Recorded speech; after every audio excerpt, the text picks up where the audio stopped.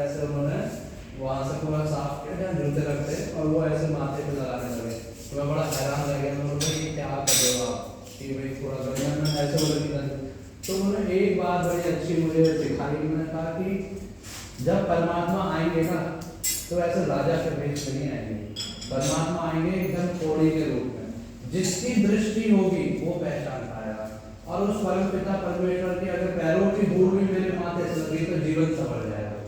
इतनी बड़ी सीख उन्होंने दी कि कितनी अच्छी बात है कि अगर उस परमात्मा के पैरों की धूल भी हमें प्राप्त होगी ना, हमें किसी अच्छे जीवन से तर गए तो यह जो संसार रूपी नहीं है, जो संसार रूपी सारे से तर जाएंगे। तो हमें क्या करना है कि सिंपल सा एक चीज यही है, इसमें कोई बड़ा गणित नहीं है कि आपने सिर्फ जैसे है वैसे रहना और लोगों के लिए या अपने लिए क्या कर सकते हैं। सेवा भाव सबसे बड़ी बात है कि सेवा भाव, डिवाइन लव। जैसा स्वभाव मैं अपने लिए महसूस करता हूँ, जैसा व्यवहार मैं अपने लिए चाहता हूँ, मैं चाहता हूँ कि मुझे सब आप करके बात करें, तो उसके लिए मुझे क्या करना पड़ेगा, मुझे भी आप ही करके बात करनी पड़ेगी। अगर मैं किसी को गलत तरीके से बात करूं और मैं सोचूं कि मेरे से अच्छे से बात करें तो ऐसा नहीं होगा। मुझे भी आप ही, चाहे छोटा हो बड़ा हो कोई भी व्यक्ति हो, और सीखने के लिए कोई उम्र नहीं है। सीख आप उसी में परफॉर्म कर रही हूँ, चाहे छोटे से चाहे बड़े से, किसी से भी सीखने के लिए आप एक छोटे चींटी से भी और एक बड़े हाथी से भी सीख सकते हैं। कई बार जीवन की सीख हमें छोटे छोटे बच्चे देकर जाते हैं, है ना, कि सीख कैसी कि जो जीवन का सार बदल दे। और कई बार बड़ी ही सरल सी बात होती है, सब सुन लेते हैं, पर किसी दूसरे के मुख से जब सुन लेते हैं तो वो घर कर जाती है और वो सार बनती है आगे की चीजों का। जैसे प्रार्थना करता था, मैं बोलता था भाई मेरे को ये सब कुछ दो, तो एक दिन प्रार्थना करते करते मैं ऐसे बोल रहा था कि भगवान मुझे ये दो ये दो ये दो। तो माता जी ने मेरे कहा कि क्या कर रहे हो, बोला अपने लिए मांगो, यही तो करने बैठे हैं। तो अपने लिए मांग रहे, कहा नहीं सबके लिए मांगो। मतलब सबके लिए क्यों मांगना है, अपने लिए मांगना है। एक ही उन्होंने सरल सी बात कही, क्या सब में हम नहीं आते। तो कितनी सुंदर बात है। और किसी के भी मुख से उस परमात्मा की वाणी किसी के भी मुख से आपके कानों तक पहुंच गई तो वो सार बन जाएगी। उस दिन मुझे सच में समझ में आया, क्या इस पूरी सृष्टि में हम नहीं आते। तो अगर हम सबके लिए मांगेंगे, सबके लिए ब्लेस करेंगे तो वो हमें भी लगेगा। हम दोनों हाथों से देंगे तभी वह हमारे पास भी आएगा। हम मुट्ठी बंद करके बैठे हैं और सोच रहे हैं कि मैंने नहीं देना, मैंने किसी को देना ही नहीं है, देना तो छोड़ो मैंने और भी ले लेना किसी का। तो जब हम देने की भाव रखेंगे कि जो कुछ भी है मेरे पास परमात्मा आपका ही है और जैसा आपको उचित लगता है आप कीजिए, वरना मेरे से सब कुछ कर लीजिए। भाई उसे वह जानता है उसने क्या देना है ना।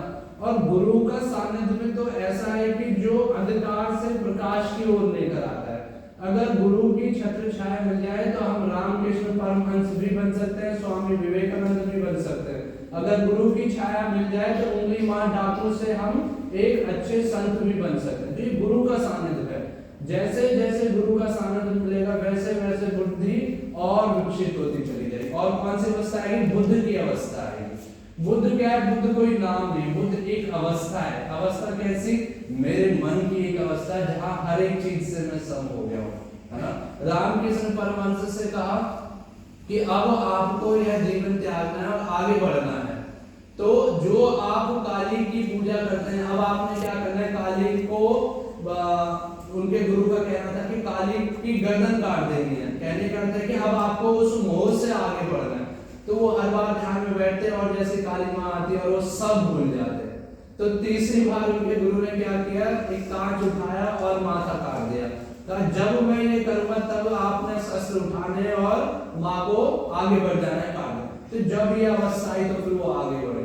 तो जैसे ही सभा शुरू होती थी तो उन्होंने क्या करते थे, सभा शुरू हुई, जैसे माँ शारदा भोजन बनाती थी भाग कर जाते थे और पूछते थे क्या बनाया है क्या बनाया है। तो एक दिन माँ शारदा ने कहा कि आपको ऐसे अच्छा लगता है कि आप इतनी बड़ी बड़ी बातें करते हैं और खाने में आकर रुचि आपकी रुचि हुई है और खाने के प्रति आपकी इतनी लालसा है, क्या सोचेंगे शिष्य। तो उनके बहुत बोलने पर भी बस रामकृष्ण परमहंस हंसते और आगे बढ़ जाते थे। तो एक बार माँ शारदा की जिद पर उन्होंने पूछा कि बताओ आप ऐसा क्यों करते हो। तो रामकृष्ण परमहंस ने कहा कि मैंने जीवन के जितने भी प्लेजर या मैंने जीवन के रस हैं वो सभी त्याग दिए। एक रस ऐसा मैंने अपने आप से पकड़ा हुआ है कि जो मेरी इस आत्मा को इस देह में बांध कर रखे और जो मेरी आत्मा के माध्यम से लोगों का पुण्य होना वो हो सके। जिस दिन मैं भोजन का मोह त्याग दूंगा उस दिन के बाद मेरे जीवनचर्या सिर्फ 3 दिन की होगी, सिर्फ 3 दिन का मेरा जीवन होगा। तो ऐसे समय बीता, कुछ साल बाद जब वो समय आया तो उन्होंने एक दिन भोजन खाना बंद कर दिया। जैसे माँ शारदा भोजन लाई उन्होंने पीठ फेर दी। तो माँ शारदा को याद आया कि ऐसे उन्होंने कहा था।